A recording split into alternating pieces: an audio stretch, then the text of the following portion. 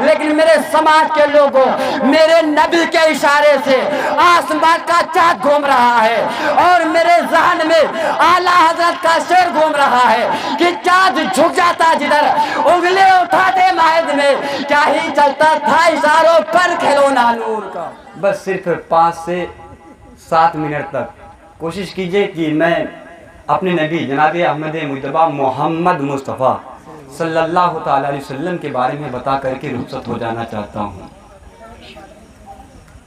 کہ میرے حضرت عبداللہ، یہ کون ہے عبداللہ؟ یہ میرے نبی، یہ ان کے والد ہیں۔ والد کہتے ہیں باپ کو کہ حضرت عبداللہ کی شادی حضرت آمینہ کے ساتھ میں ہوئی۔ جب ان کی شادی ہوئی تو 2 ماہ کا عرصہ گزرا بھی۔ حضرت عبداللہ کا نکاح جب ہونے کے بعد 2 مہینہ گزرا تھا، شادی کیے ہوئے صرف 2 ماہ بیتے تھے۔ تو حضرت عبداللہ نے اپنی بیوی آمینہ سے کہا، آمینہ میں پردیس جا رہا ہوں، تم اپنا خیال رکھنا۔ آمینہ نے کہا، میرے زندگی کے ہم سفر ابھی تو ہم نے آپ کے ساتھ صرف 2 ماہ کے عرصے گزارے ہیں اور ابھی آپ مجھے چھوڑ کر کے جا رہے ہیں۔ صحیح طریقے سے ہم نے آپ کے ساتھ زندگی نہیں گزاری ہے، ابھی آپ مت جائیے۔ اب سوچئے اس چیز کو، ذرا غور کیجئے کہ آج اگر کوئی انسان نکاح کرتا ہے، شادی کرتا ہے، اپنی بیوی کو 1 ماہ بعد یا 2 ماہ بعد چھوڑ کر کے پردیس جاتا ہے تو اس دلہن کے اندر کیا بیتتا ہوگا، کیا گزرتا ہوگا۔ لیکن میرے سماج کے لوگوں، حضرت عبداللہ نے اپنی بیوی کو چھوڑ کر پردیس جا رہے ہیں۔ جب یہ پردیس نکلے ہیں تو انہوں نے یہ بھی اپنی بیوی سے بتایا کہ میں کچھ ماہ گزار کر کے پھر میں واپس ہو جاؤں گا۔ ٹائم بھی اپنی بیوی کو دے دیا کہ میں اس ٹائم تک واپس ہو جاؤں گا۔ اب جس دن حضرت عبداللہ واپس آنے والے ہیں، اس دن حضرت آمینہ گھر میں پھولے نہیں سما رہی ہیں، چاروں طرف خوشی ہی خوشی نظر آ رہی ہے۔ ان کے سسر عبد المطلب نے پوچھا، آمینہ آج بڑی خوشی نظر آ رہی ہے، آخر کیا بات ہے؟ حضرت آمینہ نے کہا، ابا آپ کو معلوم ہے کیونکہ آج آپ کے بیٹا پردے سے آنے والے ہیں۔ حضرت آمینہ راستہ تک رہی ہے، 1 دن بیتا، 2 دن بیتا، 3 دن بیتنے کے بعد نہ عبداللہ آیا، نہ کوئی عبداللہ کی خبر آئی۔ اب حضرت جناب محمد رسول اللہ صلی اللہ علیہ وسلم کے دادا عبد المطلب ہے، وہ خانے کعبہ میں پہنچے ہیں۔ جب وہاں پر پہنچتے آنے والے نے خبر دیا، عبد المطلب تم جس بیٹے عبداللہ کا انتظار کر رہا ہے وہ عبداللہ واپس نہیں ہو سکتا ہے۔ کہا کیوں، کیا بات ہے، کیا ماجرا ہے کہ تمہیں سنا نہیں ہے کہ عبداللہ کا انتقال ہو گیا ہے؟ جہاں پر انتقال ہوا ہے وہیں پر انہیں تدفین کر دیا گیا ہے، انہی جگہ پر انہیں مٹی ڈال دی گئی ہے۔ اتنا سننا تھا، عبد المطلب کے پیروں سے زمین کھسک جاتی ہے، اپنے سر کو جھکاتے ہوئے کانپتے ہوئے اپنے گھر آتے ہیں۔ اپنے گھر آنے کے بعد اپنی بیٹے کی بیوی آمینہ سے کہتے، اے آمینہ جس عبداللہ کا راستہ تک رہی ہے اس کا راستہ تک نہ چھوڑ دے، جس کا تو انتظار کر رہی ہے اب انتظار کرنا چھوڑ دے۔ ابا حضور بات کیا ہے؟ عبد المطلب نے کہا تھا، اے آمینہ تمہیں معلوم ہے آنے والے نے خبر دیا ہے کہ عبداللہ کا انتقال ہو گیا ہے۔ بی بی آمینہ نے جب اتنا سنا تھا، آمینہ فوراً زمین پر گر پڑتی ہے اور فوراً اپنے ہاتھ کو اپنے شکم پر یوں رکھتی ہے اور پروردگار سے عرض کرتی ہے، اے پروردگارا ابھی تو میرا بیٹا دنیا میں نہیں آیا ہے، اس سے پہلے تو نے بے سہارا کر دیا ہے۔ عالم غیب سے آواز آتی ہے، اے آمینہ جسے تم بے سہارا سمجھتی ہو یہی تو سارے زمانے کے سہارے بنا دیے گئے ہیں۔ اب بتاؤ آمینہ تم بے سہارا سمجھتی ہو، تیرا شوہر انتقال ہو گیا ہے، کیا تیرے پیٹ میں پلنے والا بیٹا بے سہارا ہو گیا ہے؟ नहीं आमीना, दुनिया का तो वो सहारा बन करके आ रहा है। आज हालात यही है। सिर्फ आज हम रामनगर में नहीं बल्कि जगह जगह पर आज उसी नबी को लोग याद कर रहे हैं। आज भी उलमाए कराम बयान करते हैं कि मेरे नबी के सदके से तमाम चीज बनी है। अगर कायनात बनी है तो उसी नबी के सदके से बनी है। लेकिन मेरे समाज के लोगों को जरा सा गौर से सुनो, यही आमीना है। जब हजरत अब्दुल्ला का इंतकाल होता है, इंतकाल होने के बाद 2-4 दिन और गुजरता है। गुजरने के बाद अब यही अब आमीना के ससुर अब्दुल मुत्तलिब है, खाने काबा का तवाफ कर रहे हैं, खाने काबा का चक्कर लगा रहे हैं। इतने में मक्का के बड़े बड़े सरदार हैं जो बादशाह अपने वक्त के कहलाते थे, वो सारे लोग मिल करके हजरत अब्दुल्ला के वालिद के पास आते हैं और कहते हैं, ये अब्दुल मुत्तलिब, मैंने सुना है कि आप मक्का के सबसे बड़े रईस हैं, आप मक्का के सबसे बड़े बादशाह है, और ये हमने जाना है कि आप खाने काबा के मुतवल्ली भी हैं। लेकिन हमने एक चीज सुना है। क्या सुना है तूने? कहने से जबान कांप रही है और कहने से हिम्मत नहीं हो रही है। आखिर माजरा क्या है? कहना क्या चाहता है, लेकिन कैसे कहो हिम्मत नहीं हो रही है। अरे बोलो, कहना क्या चाहता है? अरे अब्दुल मुत्तलिब, मैंने सुना है मक्का की औरतों में ये चर्चा हो रहा है कि आमीना के शोहर के इंतकाल के बाद वो तेरे बेटे अब्दुल्ला की शोक नहीं मनाती है। शोक कहते हैं कि जब जिस औरत का शोहर इंतकाल हो जाए, मक्का का ये दस्तूर था कि वो औरत 1 साल तक बन सवर करके नहीं निकल सकती थी, वो औरत खुशबू नहीं लगा सकती थी, 1 साल तक वो इत्र नहीं लगा सकती थी। जब इतना सुनना था, अब्दुल मुत्तलिब का सर झुक जाते हैं, अपने घर आते अपनी बीवी फातिमा को कहते हैं, ए फातिमा, जाकर के मेरी बहू आमीना से पूछो तो कि मेरे बेटे के जुदाई का गम नहीं मना रही है, मेरे बेटे के इंतकाल का उन्हें तकलीफ नहीं है, क्या मेरे बेटे अब्दुल्ला की जिंदगी उन्हें प्यारी नहीं है? इतना कहना था।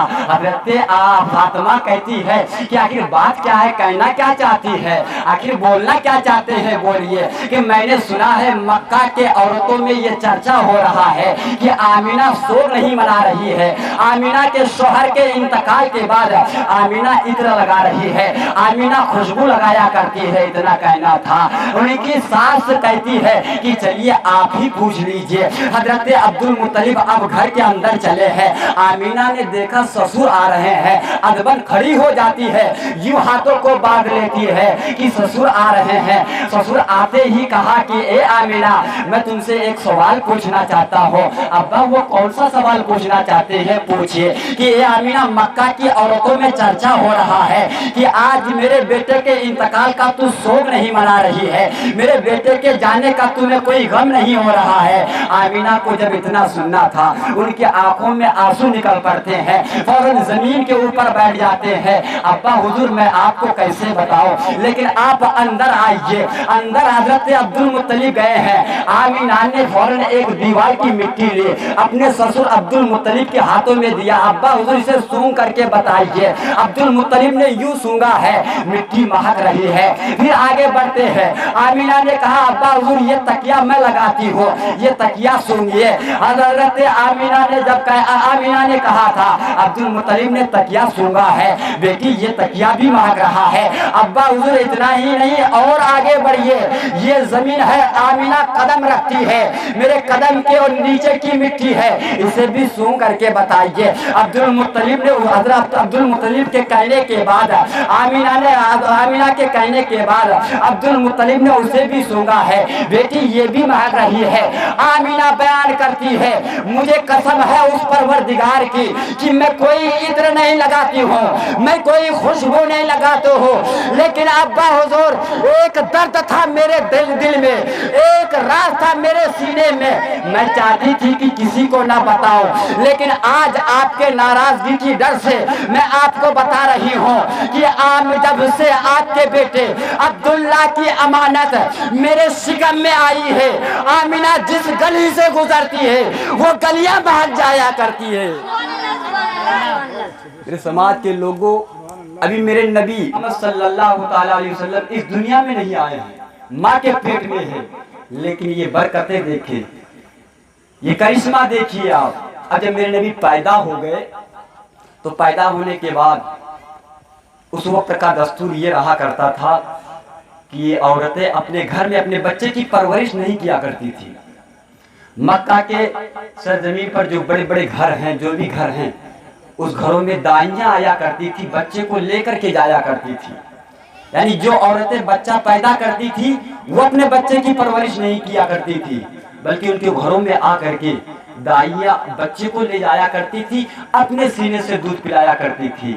اور جب بچہ جب تک دودھ پیتا تھا تب تک وہ عورت اپنے پاس رکھتی تھی. جب ماں کا دودھ چھوڑ دیا کرتا تھا تو پھر وہی دائیاں جس کا بچہ ہوتا تھا واپس کر دیا کرتے تھے. اب جب واپس کیا کرتے تھے تو جس کا بچہ رہا کرتا تھا وہ اسے پیسہ دیا کرتے تھے. اس پیسے سے وہ عورتیں اپنی زندگی گزارا کرتے تھے. میرے سماج کے لوگ حضرت حلیمہ آئے ہیں میرے نبی کو لینے کے لیے. ابھی میرے نبی چھوٹے ہیں. حضرت حلیمہ لے کر کے اپنے سینے سے لگاتی ہے. اب جب مکہ کی سرزمین سے روانہ ہوتی ہے، اپنے مقام میں پہنچتی ہے، اس محمد صلی اللہ تعالیٰ علیہ وسلم کو جب نہلاتی ہے، تیل لگاتی ہے، یعنی ان کی پرورش کرنے کے بعد حلیمہ سوچتی ہے کہ میرا بیٹا محمد سو گیا ہے. اسے اٹھا کر کے جھولے میں لٹا دیتی ہے. حلیمہ گھر کے کام میں مشغول ہو جاتی ہے. لیکن ماں کا بھی یہ دستور رہا کرتا تھا، دستور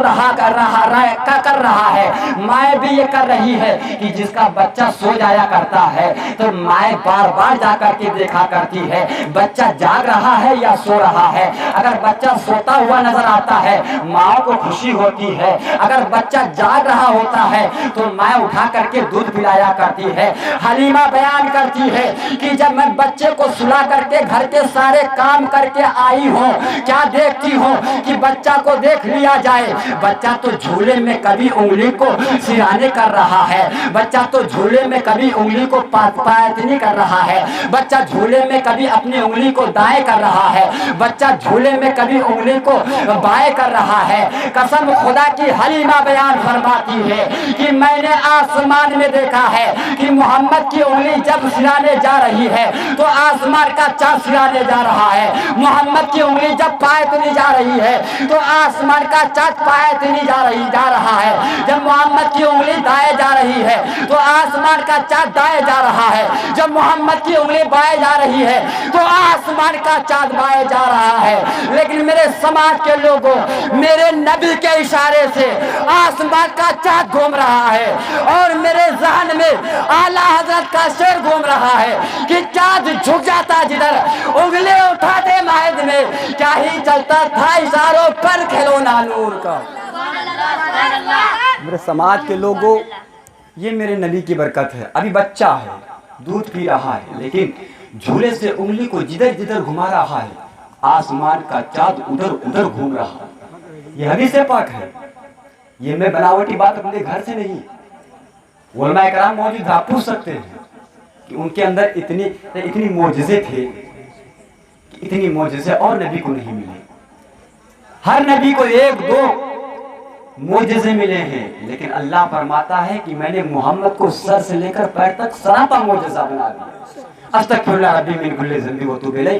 ہم بھی پڑھیں، آپ بھی پڑھیں، سارے لوگ مل کر کے پڑھیں لا الہ الا اللہ محمد رسول اللہ صلی اللہ تعالی علیہ وسلم. یہ قصہ لطیفہ نہ ہوا تھا، جو کچھ بیان ہوا آغاز باب تھا. وآخر دعوانا الحمدللہ. صلاۃ و سلام کے لیے کھڑے ہو جائیں.